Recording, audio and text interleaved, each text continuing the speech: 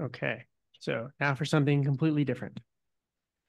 Okay, so we just heard from many of our agencies that fund heliophysics research. And so I would like to pick up a thread on a couple of things that were raised about how we as a community can do more to help those agencies help us, really, because that's what we're trying to do, right? The agencies are limited in what funding they get because of what Congress gives them. And so we as a community need to do more to get Congress to give us more, right? And that is what I'm here to tell you all about today. Okay, so this is kind of a motivating slide. Now, you'll notice that as we talk about some of these things in this presentation, which is going to be very, very brief, we're going to focus primarily on NASA heliophysics. Obviously, that's not our only funding source, but it is the only place in the federal budget where there's an actual line that says heliophysics or solar and space science or anything like that that's relevant and identifies us. And so it's really easy to go in and pull out that number. It's harder to do for NSF or NOAA or even AFOSR, OSNR, ONSR. But what you'll notice in this plot over the last 15 years or so, that little gray line down at the bottom that you could mistake for one of the flat lines that looks at the tick marks, that's the heliophysics division's funding over the last 15 years. Other divisions in SMD have almost doubled or tripled in that same time. We've seen roughly about 20% growth over the last 15 years. You may argue that's not super healthy for a community that's trying to grow and do more exciting and compelling research. And so what we're trying to do fundamentally is change that line, right? We want to see a very large slope in the positive direction in the next couple of years. Okay, so this is my really boiled down, very simplistic showing of how the federal funding process works. There it is. Our founding fathers intentionally tried to make this not that easy, right? The checks and balances in our government were intentionally designed to make it so that it was not easy for the government to spend money on a given thing because they were worried about tyranny, right? They didn't want a singular person like a king, for instance, to use money for something they didn't agree with.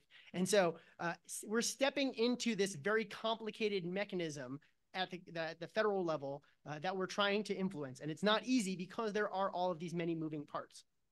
So one of the things I want to highlight here, in addition to just pretty rainbow colors, is that every fiscal year, so we've talked about fiscal years quite a few times over the last few presentations. I just want to give everyone up to speed on that. So the fiscal year for the federal government starts October 1st and runs through the following September 30th. The fiscal year, you can roughly remember, is tied to the summer that it covers, right? So fiscal year 25 starts October 1st, 24, goes through the summer of 25 until the fall. So we are currently in fiscal year 24 because we're in summer 24, and the fiscal year will be ending at the end of September. Now, what this shows is that at any given time in real time, there's actually 3 different federal budgets that are in play. You have the current federal budget, FY24, that we're spending right now. The White House and the executive office are working with the agencies like NASA, NOAA, NSF right now to get the 25 budget passed, right? So they've taken their budget, they've given it to Congress. Congress is now in the process of figuring out how much money they will give them in 25. And then in addition to that, we're now starting the process of looking at the following year, FY26. So now within the executive branch, they're looking at what numbers they want to put for 26. So there are any given time 3 different budgets in play. And what you'll see here is the process that this goes through. So it starts with the White House and NASA or NOAA or NSF coming up with their budget. That then gets submitted to the Office of Science and Technology Policy at the White House, or the Office of Management and Budget. Those are the 2 kind of White House agencies that take all the budget documents from all the different agencies within the executive branch. They then release that as what we call the PBR, the President's Budget Request. You might have heard a couple of the agency representatives talk about the PBR or the budget request in the earlier presentations. That gets put out. That is the president essentially saying, this is what I want my executive branch to do for next year. Congress then has the power to actually give that money, right? The president, NASA, NOAA, NSF could ask for hundreds of trillions of dollars. It doesn't mean anything until Congress actually gives them something. And so the House and the Senate each get their chances to say, okay, this is what we think we should give them. And then they come together and basically come to a conference and they agree on a number that's actually enacted. So that's kind of a crash course in policy and what we're trying to do. So who we are, there's 2 different organizations that are working on this. So within AAS, the Solar Physics Division, has a public policy committee that's chaired by Gordon Hemsley. You probably may not recognize many of the names under that list because they're largely from the solar and heliospheric community. But if you look under the AGU SPA Advocacy Committee, you'll notice a lot of gem names there, right? A lot of folks in this room.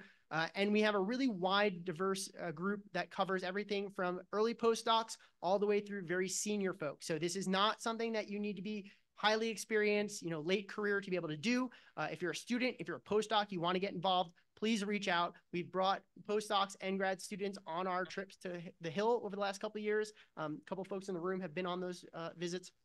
So please, if you're interested, let me know. We also have this Heliophysics Coalition. So the names that you saw on this chart are really individuals, right? These are individual members of the community that are trying to get involved and play their part to help advocate. What the Heliophysics Coalition is trying to get institutions to sign on to work together to advocate with consistent messaging. And so what you can see here is we have about 20 now different institutions, and they range from R1 universities to much smaller research universities to businesses, industry, small businesses, large businesses, and as well as the professional societies. So we have AWS, AGU, and AMS, the American Meteorological Society, are all involved. So what do we actually do? Okay, I told you how it works and who the people are, but what do we actually do? So we have monthly telecons for the coalition where we share what we're hearing. We have actually lobbyists that work for some of the institutions that are part of the coalition that come and give us their insider information about what's happening at Congress.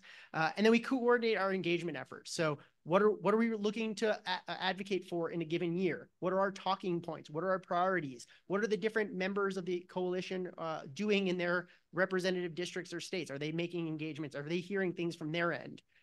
As needed, we also draft letters, whether that be to Congress or OMB or OSTP, to advocate for our science and funding need. You can see an example of one of those letters down on the right that we submitted just this spring, specifically advocating for GDC, which we heard about earlier. We also engage with NASA and other agency leadership to make sure that they're aware of what we're doing. Obviously, as federal employees, they can't advocate for what we should do or tell us what we should do, but we can tell them what we're doing so that they know, because the worst thing that would happen is they get to like a congressional briefing and a representative asks them about something that they have no idea is happening from the community. So it's good to be able to arm them with information. And then last but not least, we do 1 to 2 or so visits to Congress per year in person to advocate for funding. And these are really great opportunities to see how this process works, make connections on the Hill, and also see what, how the sausage is made for better or worse. Okay, so how can you get involved? So there's a couple different ways. So first, you can consider joining one of those committees that I talked about. If you're interested, please reach out to me. Happy to talk to you more about it.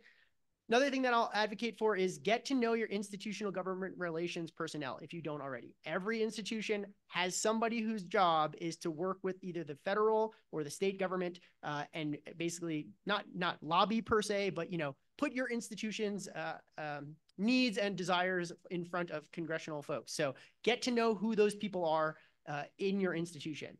And also make yourself and your work known to your representatives or your senator, right? So reach out. As citizens, all of us have the right to reach out to our representatives and our Congress people. So do that. Fun tidbit. If you're a postdoc, you'll be shocked and maybe alarmed to learn how much you have in common with a congressional staffer. They're about the same age. It's very transient. They don't get paid very well. And they're doing it mostly out of passion. So it really, like, these are your people. Reach out. You'll find a lot of common ground. And last but not least, if you haven't already, please scan this QR code and sign up for a Heliophysics Action Network. This is a list that we're compiling where when we have calls for need, whether it's reaching out to representatives and Congress people, whether it's, we're looking for specific people from specific districts to come with us on a visit, this is the list that we'll try to leverage and reach out to instead of spamming the whole community repeatedly. And with that, I'll leave it. I know we're going into the break. Do we have time for any questions? Okay.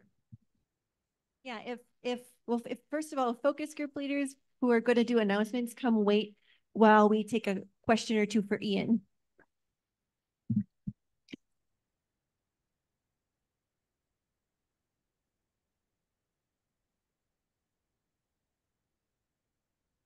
Any questions? While I'm waiting, I also want to mention, Mark pointed out that the launch today is actually at 3:16. So don't go on YouTube after 5, you'll miss it. All right. All right, thank you, Cool. Ian. Thank you. Oh. Okay, all right. All right.